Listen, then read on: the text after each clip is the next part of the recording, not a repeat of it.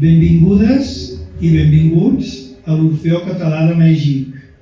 Avui tenim l'orgull de presentar les obres d'una pintora, Pilar Puig, i per això qui presentarà serà el seu net, en Benjamín Ruiz López, que va néixer als anys 60 a Veracreu, fill de la Roser i de Benjamín, i net de la pintora Pilar Puig i Company.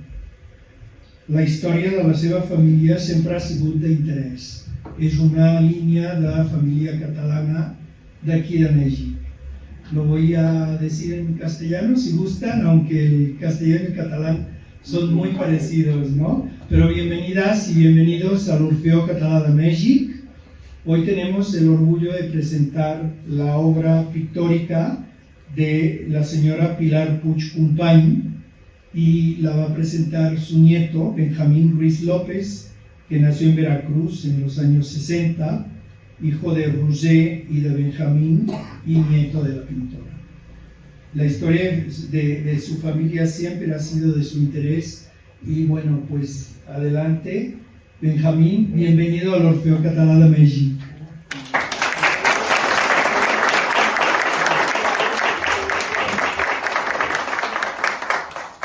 Bona nit a tots y a todas. No, pero no, voy a hablar en español. Aunque aprendí catalán acá se me olvidó. Entonces, bueno. Pues vamos a hablar entonces de Pilar Puig. Para mí una portentosa pintora y mujer. Y vamos a dar una breve mirada de su vida y obra. La siguiente.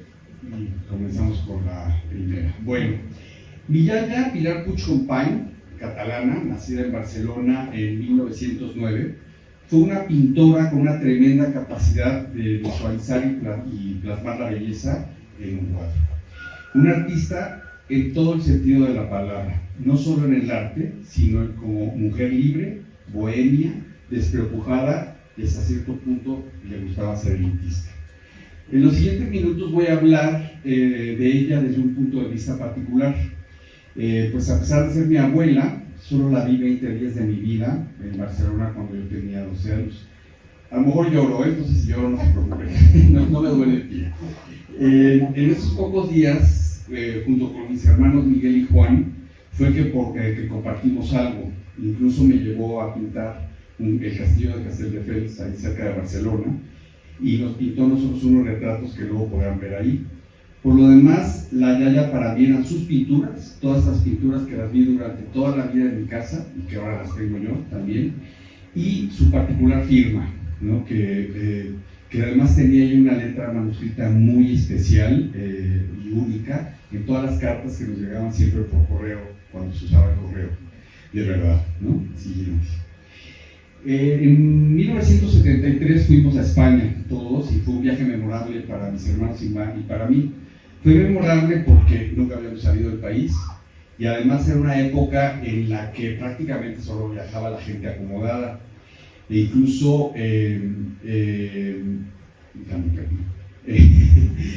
fue memorable además porque fuimos a conocer a la yaya y fueron esos 20 días que estuve ahí. La fuimos a conocer también a mi tía Araceli, la hermana de mi madre, y también fue un viaje que se aprovechó mucho y fuimos con mi papá a Galicia a conocer la casa donde había nacido su madre, y también conocimos a la familia de Madrid, que estuvimos todos allá, y bueno, se estableció un vínculo mucho mayor, y fue muy interesante conocer a la familia de allá porque aquí siempre hemos tenido muy poca familia, están aquí algunos presentes por allá atrás, pero eso pues fue muy interesante poder conocer nuestros orígenes, ¿no? De Barcelona trajimos la mayor parte de las obras. Aquí está, por ejemplo, mi papá, el día que ya nos íbamos de Barcelona cargando los cuadros que nos llevamos en el coche de vuelta a Madrid, y bueno, pues tengo la fortuna, como decía, de conservar casi todas en la casa. Han sido una constante en mi vida, como había yo mencionado, y siempre desde niño las miraba y las admiraba. No es que yo sea el depositario de la familia, pero de alguna manera pues lo soy, ¿no? Porque me quedé con todas las cosas ahí. Siguiente. ¿Qué me llevó a hacer esta exposición? Bueno, todo empezó porque siempre he tenido interés por mis antepasados. Yo, por ejemplo, reconecté a la familia Ruiz del lado de mi padre, después de 80 años de no saberse de un lado y del otro dónde estaban unos y los otros, yo los reconecté. Y siempre he sido como el que ha mantenido las relaciones transatlánticas y me encanta esto, ¿no? Hace casi 2 años, gracias a Vicente, mi marido, me entré a un concurso de relatos de migración española organizada por la Cátedra de Migración de la Universidad Nacional de Estados en Zamora. No quiero pecar de presumido, pero aunque no gane el primer premio, sí me dieron una mención honorífica. Está publicado en esta publicación, que es un PDF de 600 páginas, algo así, ¿verdad? Porque participó muchísima gente de toda América Latina principalmente. Incluso esta foto de acá, el pasaporte que sale en la portada, el pasaporte de mi abuelo, ¿no? Yo conozco al Orfeo Catalá desde hace muchos años, de hecho soy exalumno de aquí, y aunque se me ha olvidado la lengua porque ya nunca la practiqué, y son de esas cosas además que estábamos acostumbrados a oír el catalán en casa, nunca se habló, ¿no? Entonces nunca se utilizó como lengua, pero siempre la he tenido presente. Y bueno, hace unos meses vinimos aquí a ver unos videos de Omnium y conocimos a Vicente Giral, y bueno, salió esta idea de hacer la exposición y pues tenemos aquí, ¿no? Siguiente. Pilar Puig Company es esa mujer que antes que nada fue artista, amante y luego fue esposa, madre y mi abuela. No sé cómo fueron sus primeros años, ella pasó sus primeros años en la década de los 20 y los 30 y pues esa historia está perdida en el tiempo. Su arte lo heredó de su padre Antoni Puig, que según él se dice era una, entrecomillado, que lo dijo Rosado Ojeda, era una celebridad de la península ibérica, pues su trascendencia de pintor pudo imponerse en este dificilísimo París del arte, al que muchos llegan, pero en el que muy pocos triunfan. Mi abuela, mi yaya, estudió en la Academia de Bellas Artes de Barcelona y de Madrid y completó todas sus experiencias por Europa y por América. Creo que aquí hay un vasito de agua aquí. Sí, no se me está sacando agua.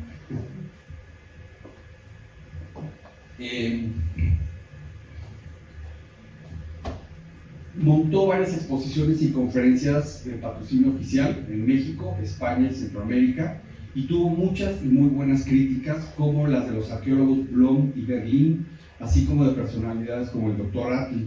También la elogiaron políticos y autoridades de arte y arqueología de México y Centroamérica, del cuerpo diplomático y la prensa de los países que visitó. Sí sé que de joven viajaba con frecuencia a París, pues vivía un medio hermano de ella, el tío Roland Puig, que era francés, pero tenía apellido catalán, otro artista, pero en este caso de la música. Él fue el primer violinista de la Orquesta de la Ópera de París y profesor del Conservatorio Nacional de Francia.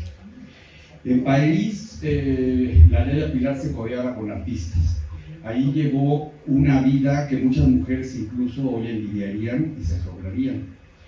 No fue una mujer común y corriente, ni sumisa. Fue una mujer liberada, artista y pionera que se aventuró hacia realidades desconocidas para muchas mujeres en aquella época, incluso en la actual, como ya he mencionado. Empoderada, como se diría ahora. Hizo lo que quiso en su vida, sin importarle nada ni nadie, incluido mi abuela. Con esto, lo que pretendo es resaltar su fortaleza y visión adelantada a su tiempo. No pretendo hacer ningún juicio de moral, ¿no? En efecto, vivió una vida despreocupada, abierta y sin tapujos. Llegó a contarle a mi madre que en su juventud había frecuentado bares o lugares con shows de sexo en vivo en París en aquellos años 20, que no es ninguna novedad, ¿no? Ahora que esos lugares ya existían en aquella época, estamos hablando de hace 100 años, ¿no? La siguiente. En esa ciudad de París, la bisabuela Pilar, que también se llamaba así, su madre, era vecina de un tío de mi abuelo Pepe, el que sería su futuro marido y con quien procrearía sus 2 hijas, la siguiente. Mi madre, Rosario, nacida en Madrid en 1935, y posteriormente mi tía Araceli, que ya nació aquí en México DF en 1941. Por cierto, el nombre de mi madre, Rousset, lo escribían con U, porque en catalán se escribe con O, Rousset, y es un nombre muy catalán, pero es un idioma que hablaban todos en casa, incluido mi abuelo madrileño, pero no lo sabían escribir, porque en aquella época seguramente no se enseñaba en la escuela, ¿no? Entonces, era una situación interesante. A mediados de los 30 del siglo pasado, la situación en España ya era crítica, no tengo detalles, pero en algún momento empezó ese peregrinaje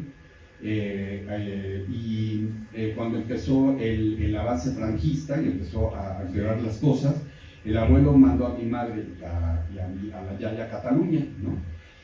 Se fueron al pueblo de la Almunia catalán, y que está cerca de Barcelona. Ahí la Yaya había pasado su infancia y tenía, incluso todavía vivía su nodriza, que en aquella época era muy conocido tener nodrizas, ¿no? Para ellos estar en la Almunia significó una gran cosa. En primer lugar, pues, estaban en un lugar tranquilo, estaban lejos de las grandes ciudades como Madrid o Barcelona, había seguramente más alimentos que en las ciudades, más acceso a ese tipo de cosas, y después ya mi abuelo los alcanzó antes de la caída de Madrid el 28 de marzo del 39. La situación ya era insostenible en todo el país, por lo que emigraron a Francia. Y como bien dice la historiadora francesa Geneviève Dreyfus-Armand, era la única opción que tenían, no había para dónde ir. La siguiente. Cruzaron la frontera a pie, como casi todo, es una foto que saqué de internet. Mi madre tenía recuerdos vagos de oír bombazos y que dejaban destellos en el cielo, y siempre mi madre quedó marcada por la guerra. Toda su vida quedó marcada por la guerra, a pesar de ser una niñita, ¿no? Lo hicieron en aquellas semanas de la retirada, alrededor de la caída de Barcelona del 26 de enero del 39, cuando cerca de 500.000 de españoles huyeron y cruzaron la frontera con Francia. Es el mayor éxodo que ha registrado la frontera francesa y española en toda su historia, como dice la investigadora Dreyfus-Armand. Como la idea tenía este medio hermano Roland Puig, decidió irse a París. Tanto ella como mi abuelo hablaban muy bien el francés, a la perfección, y además el catalán y el castellano, lo que les ayudó a moverse con cierta libertad. Estuvieron ahí un tiempo en París, no sé cuánto, no sé qué harían, cómo se ganarían la vida, quién les daría sustento. Supongo que el tío Roland, pero ya faltaban escasos 12 meses para la invasión nazi de París. Entonces, pues, la situación estaba complicada y fueron muy momentos difíciles, y resulta que alguien los delató a la policía, y pues, sufrieron en carne propia el recibimiento descortés y el nulo interés del país vecino, ¿no? Pero bueno, eran momentos de una guerra mundial, estaba la cosa muy complicada. Siguiente. Los tres terminaron en los campos de refugiados vigilados por la policía y el ejército en el sur de Francia, en Camp d'Argelès. Esta es una foto del monumento que hay ahora ahí, en ese campo. Allí la Yaya y mi madre estuvieron en una sección, y mi abuelo en la siguiente, en la otra, con todos los hombres del lado de la playa. Fue aterrador. Esta es una foto de la playa, que fue el campo de concentración, donde estuvieron pues no sé cuánto tiempo. Cuando estuvimos allá el año pasado fue pues emocionante, ¿no? Estar parado en una playa que ahora pues es un lugar de recreo, ¿no? Y resulta que fue un campo de concentración. Y además, una cosa que me llamó mucho la atención, aquí no se alcanza a ver, pero esa casita club decía Acapulco, y luego mi abuelo vivió en Acapulco casi toda su vida. Entonces era increíble, es increíble eso, ¿no? Siguiente. En el mundo se alzó una sola voz, la de México. Como dice Fernando Serrano Migallón, en Sinaya, diario de la primera expedición de los republicanos españoles a México, el salvoconducto que les dio entrada a México fue el resultado de las negociaciones que hubo en Europa, que hizo Gilberto Bosques, la siguiente, y que está firmada por él, que es el chingle mexicano, y nadie le ha hecho una película a Gilberto Bosques. Él salvó a más de 40,000 personas de la prisión, tortura y muerte, y bueno, pues tengo este documento con su firma, y también por Narciso Bassols, que fue otro de los famosos políticos de aquella época, y que bueno, pues gracias al generoso ofrecimiento de asilo del presidente Lázaro Cárdenas pudieron entrar a México. Siguiente. Zarparon del Sinaya. El Sinaya fue el primer barco que zarpó. Esto es la foto en el muelle se me olvidó el nombre del pueblo, no de Argelès, de Sète, en Francia, está un poquito al norte de Argelès. Es el puerto donde zarpó el barco. Está esta placa que habla del exilio republicano español y que salió de Sète a Veracruz. De ahí zarparon 1.599 españoles, mujeres, niños, de todo. De esos 1.500, 6 eran de mi familia, ¿no? Mi abuelo, mi abuela, mi madre, tu abuelo y tu padre, ¿no? Así es. Salieron de ahí y bueno, pues zarparon en la madrugada del 26 de mayo y tras 18 días de travesía llegaron a México, al puerto de Veracruz. Mi madre cumplió 4 añitos justo antes de llegar a Veracruz, en el Sinaya, y bueno, pues fueron recibidos aquí por autoridades mexicanas y multitudes, ¿no? Una de las anécdotas que a lo mejor muchos ya han oído, que cuando llegaron encontraron, pues había pancartas de los sindicatos, evidentemente fue también una cuestión política, ¿no? Y había el sindicato de las tortilleras, pero ustedes saben que las tortilleras en España son las lesbianas. Entonces cuando llegaron dijeron, ¿qué país hemos llegado? Pues llegamos a un país donde hasta las lesbianas tienen un sindicato, ¿no? Entonces, sí, qué avanzados están, ¿no? Entonces fue muy interesante y bueno, para que ellos se dieron cuenta después de que las tortilleras son las que hacen las tortillas de maíz. Y para mí ese fue el primer choque cultural que tuvieron y que fue en parte respeto y parte admiración por lo nuevo, y ahí mismo empezó su integración a México. Las autoridades mexicanas les facilitaron papeles de residencia y trabajo. Después de Veracruz, mi abuelo consiguió trabajo en Puebla, en Teciutlán. De ahí ya vinieron finalmente a la Ciudad de México, se afincaron aquí. Un dato muy curioso es que en España, la familia de Madrid sabían que se habían ido a Francia. Claro, eran momentos de guerra, no había comunicación, no había desde luego WhatsApp, nada de eso. Y entonces no sabían dónde se habían ido, habían pasado meses. Entonces mi ya tuvo la brillante idea de escribir, porque mi familia ya tuvieron muchos años un negocio de ¿cómo se llama?, de marroquinería, ¿no?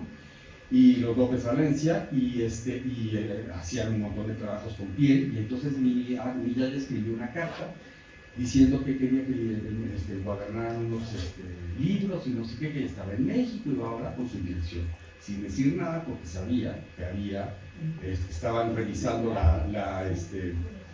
la correspondencia, ¿no? Entonces así fue como en España se enteraron que se había venido a México, ¿no? Entonces esa historia me gusta mucho. En la Ciudad de México, siguiente. Bueno, aquí está ¿cómo se llama? Exacto. Llegaron la que sigue. Llegaron a México. A mí esta foto me gusta mucho porque es un año después de haber llegado y ya tienen otra cara, ¿no? Realmente ya se les nota tranquilos, ya tenían trabajo, ya tenían ingresos, estaban ya como que en otra situación, ¿no? Están ahí los tres. La siguiente, por favor. Primero, cuando llegaron a la Ciudad de México vivieron en Río de la Piedad. Y puse esta foto, porque es el Río de la Piedad. Ellos, esto es en la colonia Roma, la Cotalpan es la calle de acá y esto es el Río de la Piedad. Y bueno, la foto es malísima porque es de esa época, pero me parece increíble que hasta la calle es de tierra, ¿no? Entonces, está buenísima, ¿no? La que sigue. Después de eso ya se aplicaron en la calle de Aguascalientes Insurgentes. Casualmente vivo a 2 cuadras de ahí, lo siguiente. Y pues el edificio sigue en pie. Ahí está, ¿no? Entonces esto me parece muy interesante, ¿no? Sí, aquí, esto es Aguascalientes, estos Insurgentes, ahora hay una farmacia de ahorro. En 1941 nace mi tía Araceli en la Ciudad de México, la única hermana de mi madre. Para mí pues es un gran símbolo de la integración que tuvo la familia con el país, y pues fue la primera nacida aquí, ¿no? Siguiente. Mis abuelos se divorciaron en el 47. Otra cosa muy poco común en aquellas épocas, ¿no? Pero se divorciaron. Esta foto es un poco impresionante porque mi abuela está como contenta y mi abuelo tenía una cara que se ¿no? Pero bueno, pues así era la cosa, ¿no? La adolescencia de mi madre siempre quedó marcada por el divorcio de mis padres, de sus padres, las constantes mudanzas, aventuras, viajes con su madre y el desequilibrio causado por esa inestabilidad, ¿no? del hogar y de falta de arraigo. Le afectó la vida bohemia y desordenada de la calle, pero así era la vida. Que el día que vendía un cuadro, ese día cenaban con cava, con champán, y al día siguiente no había ni que comer.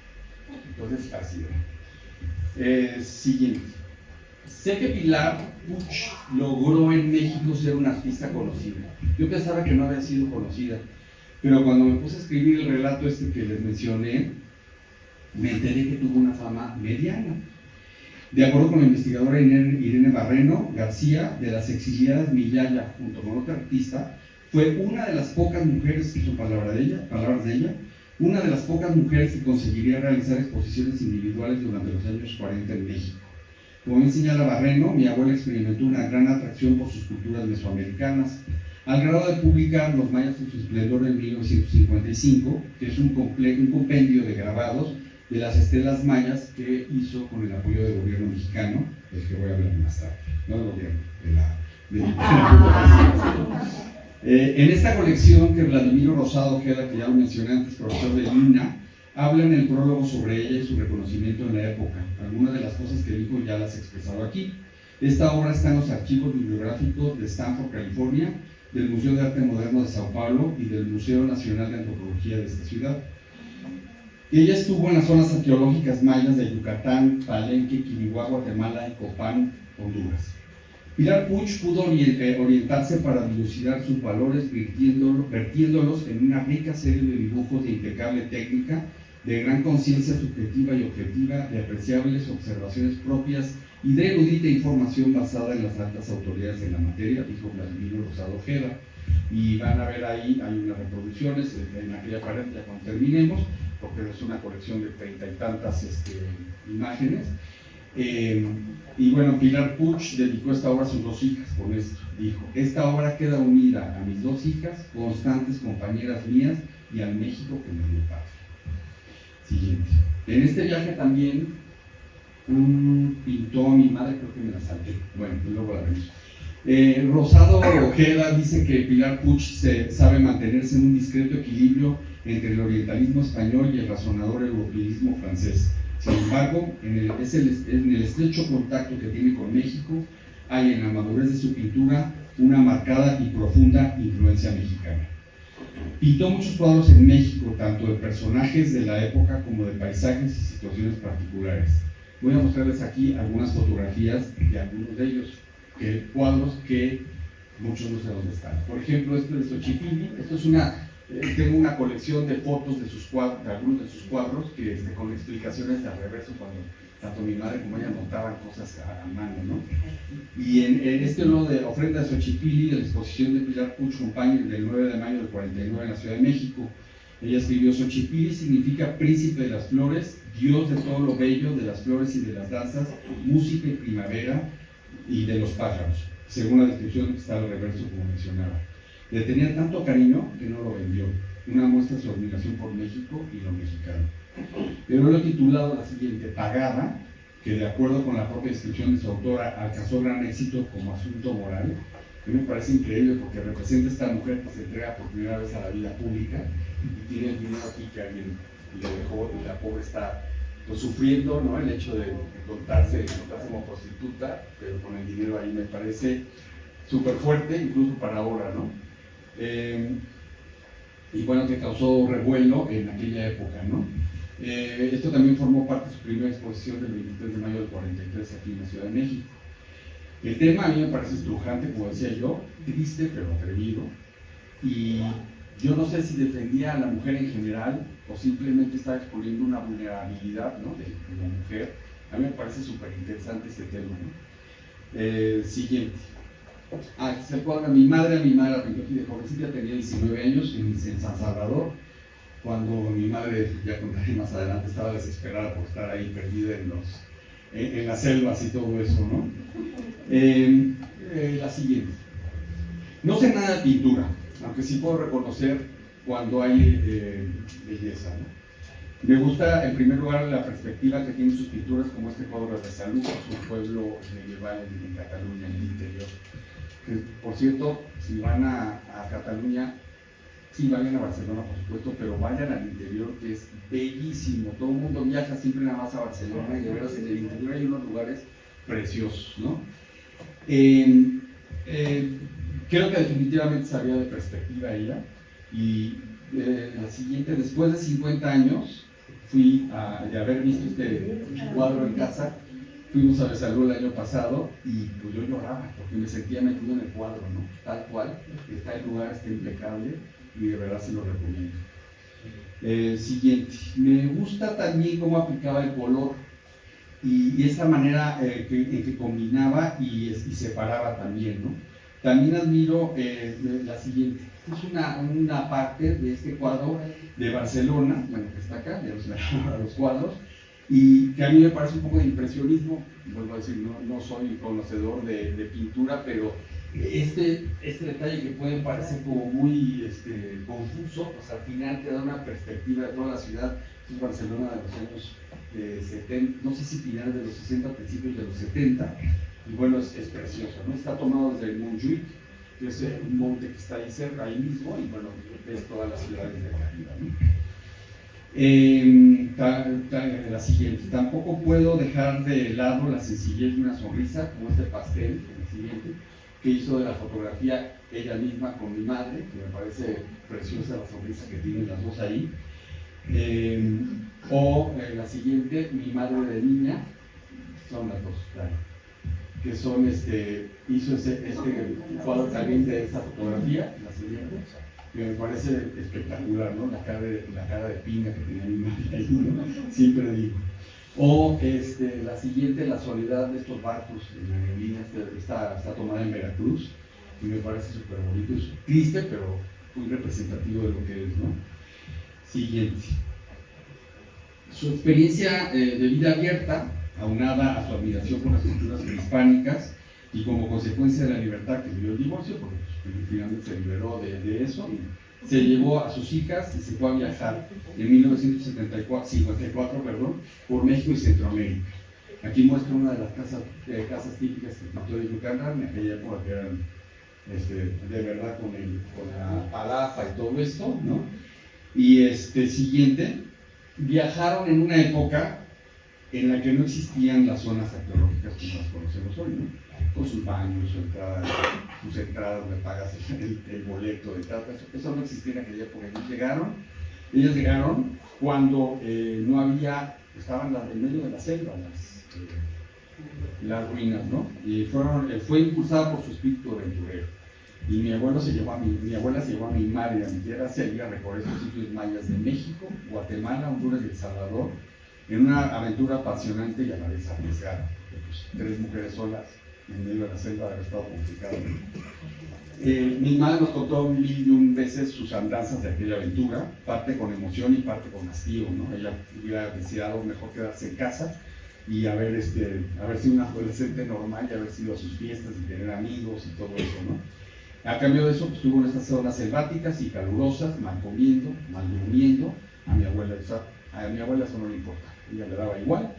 Y bueno, rodeadas de insectos, animales y sin asistir a la escuela. Simplemente, pues, a mi madre la mandaban, como era más grande, la mandaban a la Alianza Francesa o la de Antellier y las capitales de las centroamericanas. Pues bien, se aprende un idioma y yo sigo pintando, ¿no? Luego a veces pasaba que los días dando vueltas, ¿no? Sin hacer nada y desesperada, pero bueno. Para no abundar en detalles sobre sus aventuras, voy a contar solamente un par de ejemplos que me parecen curiosos. Alguna vez se cruzaron la frontera entre Honduras y El Salvador en burro. Y evidentemente nadie la registró en su pasaporte ni los sellos de entrada y de salida. Entraban y llegaban a la siguiente ciudad y se acabó, ¿no? De la misma manera cruzaron la frontera entre México y entre Guatemala y México, por el río Suchiate.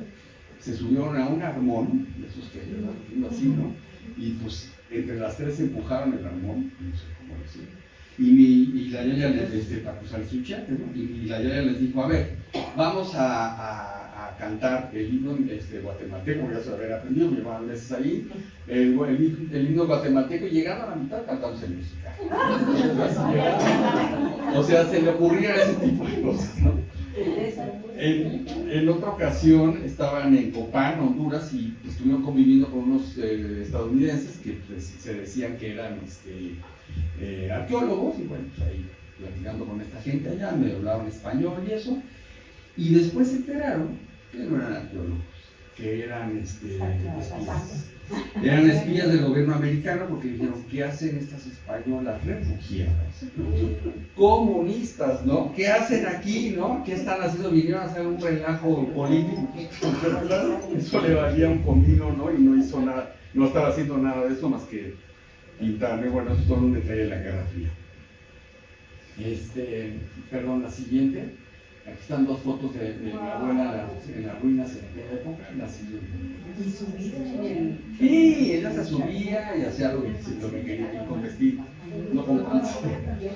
Y bueno, hay un audio aquí que quiero que pongamos, antes de ponerlo. En España, ella ya cuando volvió, dio una conferencia sobre Palenque. Vamos a oír solo un minutito de esta conferencia. Es un original conservado en la Biblioteca Hispánica de la Agencia Española de Cooperación Internacional para el Desarrollo.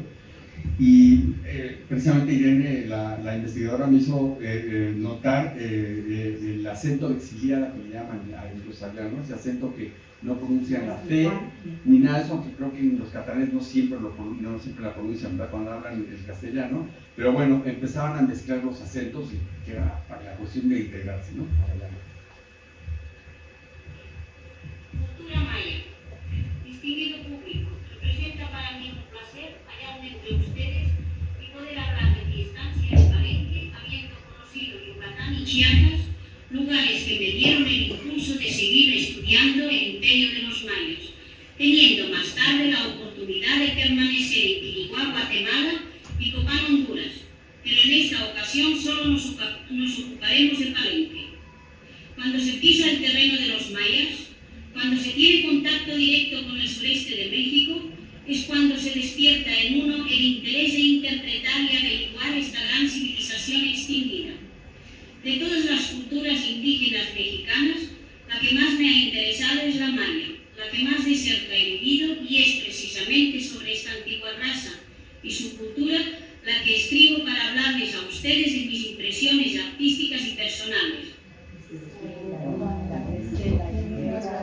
La siguiente. Bueno, está la fuente, sí, perdón.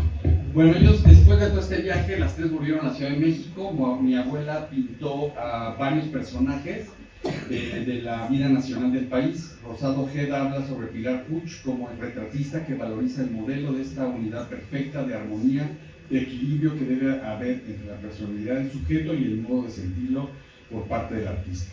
Retrató a don Carlos Rincón Gallardo, marqués de Guadalupe, duque de Regla, y a su nieta Lourdes, al licenciado don Gilberto Loyo, secretario de Economía, licenciado Alfonso Corona, señorita Nora Beteta, hija del licenciado don Ramón Beteta, exsecretario de Hacienda y embajador de México en Roma en aquellos años.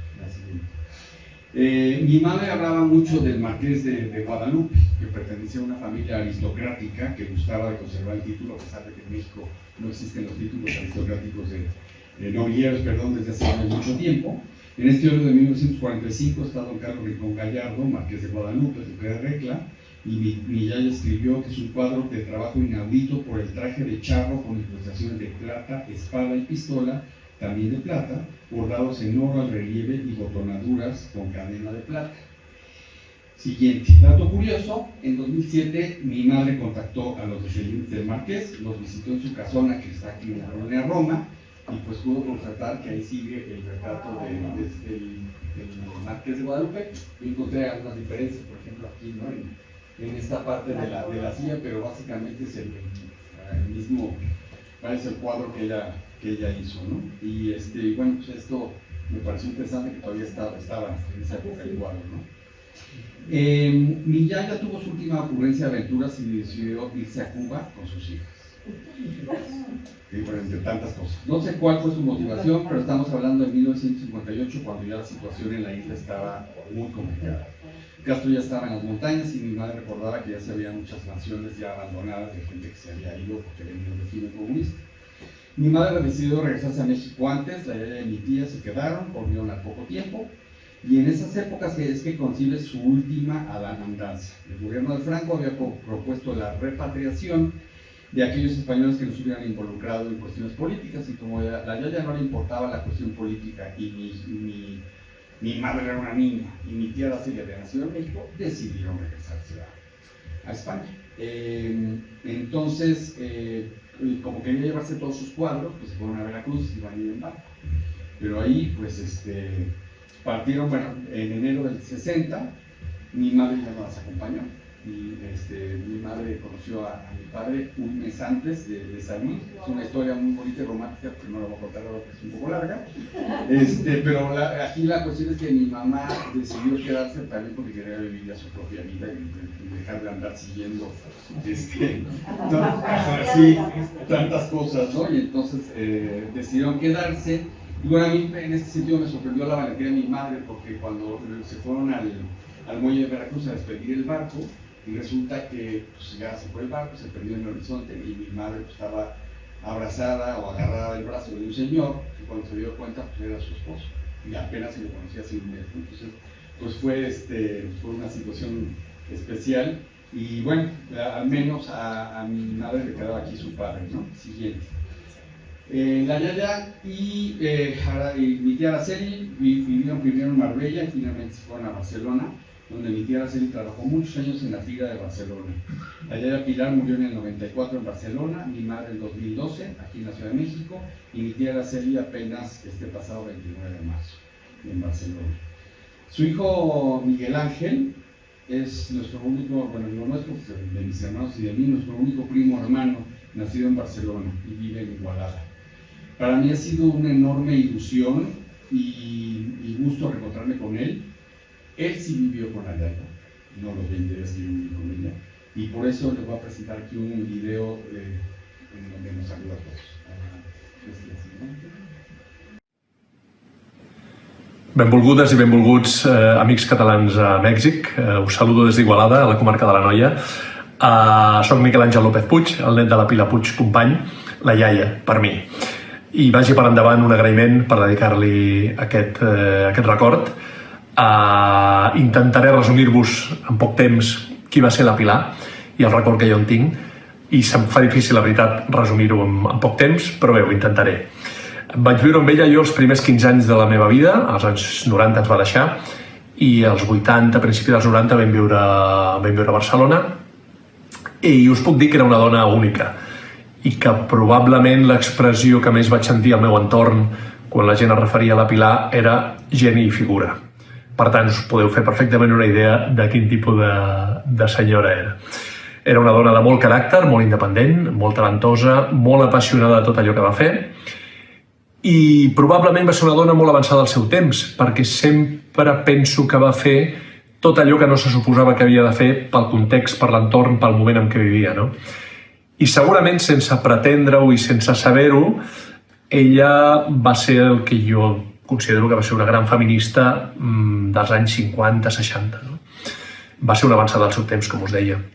Ella va néixer a la Barcelona de la Setmana Tràgica, va passar gran part de la infantesa a la Múnia, a prop de Vilafranca del Penedès. Allà hi va tenir una dida, la mare, la meva besàvia, la va enviar allà, i sempre va tenir un gran record i un gran lligam amb el Penedès. Ella sempre va tenir molt lligam amb els llocs on va estar. Va desenvolupar grans arrels. I sempre va seguir tornant al Penedès fins que ens va deixar, i allà era coneguda com la Pilareta. Sempre deixava empremta allà on estava, no? La seva joventut als anys 20 i 30, doncs imagino que va ser la de qualsevol jove catalana en una Catalunya que avançava i que creixia, i es va enamorar d'un madrileny, i es va casar amb un madrileny, i malauradament va esclatar la guerra. I els seus somnis es devien estroncar com la de la gran majoria de famílies i parelles d'aquest país. Van haver de marxar, van fugir l'any 39, van passar per París, van passar per Argelès i es van embarcar amb els tan recordats creuers que marxaven cap a Amèrica, amb persones de gran talent que el país va deixar escapar, no? Mèxic els va rebre amb els braços oberts i també se'n va enamorar. La Pilar, com us deia, era apassionada i es va enamorar de Mèxic, es va enamorar de la seva gent, de la seva cultura, de la seva història, de les seves tradicions. De seguida s'hi va integrar i ho va agafar com casa seva, no? I aquí va despertar també, jo penso, de manera més rellevant el seu sentiment artístic. Probablement el tenia bastant adormit fins aleshores, tot que s'havia format en alguna cosa, però el tenia bastant adormit. Ella era filla, suposo que ho portava els gens, era filla d'un artista que havia marxat dècades enrere a París a viure una vida 100% bohèmia i artística, el meu besavi, no? I va seguir els seus somnis i se'n va anar a pintar a París. Doncs ella, aquests gens els tenia segur també, no? Tenia un talent inherent i va ser en bona part aquí a Mèxic on va esclatar tot això, i en gran part ella, jo penso que va ser una gran autodidacta de tot allò que va fer, no? Aquí a Mèxic va fer retrats per l'alta societat, va pintar paisatges. Jo recordo, va recordar en nombroses ocasions a les seves pintures del Popocatépetl. Ho sé dir bé, com podeu veure des d'aquí a Catalunya, sé dir bé el nom del volcà, això és que m'ho va repetir molt. Es va relacionar amb els grans estandards de la cultura mexicana de l'època, va fotografiar la vida d'un país amb una gran identitat en aquell moment, sempre portava la seva càmera al damunt, i conservem nombrosos àlbums de fotos petites en blanc i negre d'aquella època que són un autèntic tresor, una autèntica joia, i retraten molt bé com era la vida del Mèxic d'aquella època. El repasso amb el meu fill, que ara té 4 anys, el repasso i els mirem amb gran interès. Com a dona independent i apassionada que era, mai va voler ser, penso, la dona benestant d'un home d'èxit. I ella agafava avions, pujava en balses, pujava damunt d'ases, s'enduia les seves filles i se n'anava a estudiar els maies, els seus estimats maies. I va anar a Guatemala, va anar a Honduras, va creuar tot Mèxic de dalt a baix, les seves selves, els seus guies. Jo vaig créixer amb aquestes històries i probablement devia ser una de les primeres a fer-ho, i segurament la primera dona o una de les primeres. Va tornar a Espanya amb la seva filla petita, perquè probablement tot aquell esperit independent i aquelles ànsies de ser lliure van afectar, evidentment, el seu matrimoni i la seva vida familiar, i el matrimoni es va trencar i ella va tornar a Espanya amb la filla petita, però mai se'n va penedir, perquè penso que sempre va ser qui volia ser i mai li va quedar res pendent per fer, tampoc a la Pilar. Van tornar a Espanya amb vaixell, tal com havien marxat, en aquest cas amb la filla petita, amb l'Araceli, la meva mare, i va intentar reprendre aquí la seva carrera de pintora, sense l'èxit que havia tingut a Mèxic, malauradament. Penso perquè potser la societat d'aquí no era la d'allà i no va rebre bé un esperit bohemi que sortia dels cànons de l'època, i li va costar. Es va relacionar amb bons pintors, amb certes elits culturals d'aquí a Catalunya, però no va tenir l'èxit de vendes, per parlar clar, i de producció artística que havia tingut a Mèxic, no? Va fer molts paisatges de la seva estimada Catalunya, d'Olot, de Besalú, de la Rocha, recordo molts quadres de quan era petit, i va pintar fins passat els seus 80 anys. Jo recordo anar amb ella, acompanyar-la amb el seu Seat 600, amb el seu Renault 5, amb el cavallet i les teles a darrere, i pintava amb espàtula. Recordo que ella sempre deia que era molt únic pintar amb espàtula, que no pintava amb pinzells, i jo em quedava meravellat veient com pintava els pins mediterranis, les escorces, el cel, el mar. M'agradava molt veure com la iaia pintava, no? I així la recordo encara, conduint, pintant i explicant aventures. Es va estimar molt el Penedès, com us deia, es va estimar molt Mèxic, es va estimar moltíssim també Barcelona, i jo vaig créixer entre històries dels 40 i 50 al vostre país, a Mèxic. Vaig créixer amb un tocadiscos girant al menjador amb música de Jorge Negrete i de Pedro Infante i sentint expressions com me lleva la que me trajo. Jo llegia Tintín i sentia històries del Mèxic de feia 30-40 anys, no? I així viatjava la meva imaginació en aquells anys 80 i 90. I aquesta per mi va ser la Pilareta, com veieu, una persona que em va marcar molt, la iaia, I acabo aquest breu resum de la vida de la Pilar, enviant-vos una abraçada molt forta per tots i totes des de Catalunya, agraint-vos infinitament que hagueu rescatat de l'oblit la Pilar Puigcompany, el seu Mèxic estimat. I no voldria acomiadar-me sense donar les gràcies al meu cosí gran, al Benjamín, que s'han tastat sempre mantenir viva la història de la família o els lligams de la família, malgrat que tenim un oceà que ens separa. Per tant, Primo, gràcies. Una abraçada a tothom.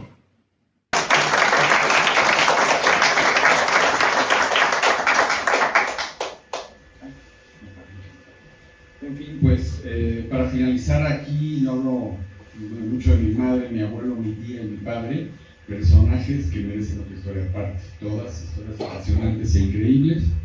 Agradezco a mi esposo Vicente, a mi sobrino Sebastián y Katia y a mis hermanos Miguel y Juan por toda su ayuda, y desde luego a Orfeo Catalá, Vicente, Marcela, Jorge, todos los que están aquí por darme esta oportunidad. Estoy feliz de compartir esta historia, de sacarla a la luz para que no se pierda el tiempo y el olvido, y de darle la oportunidad de ver la obra de Pilar Puigcompany. Gracias.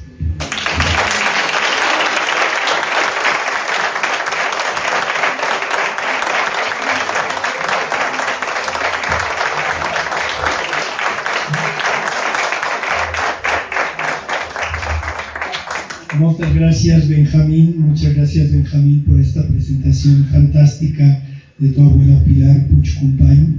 Y vamos a ver los cuadros y a tomar una copita de vino. ¿Qué les parece? Benvinguts a l'Orfeo Català. Gràcies.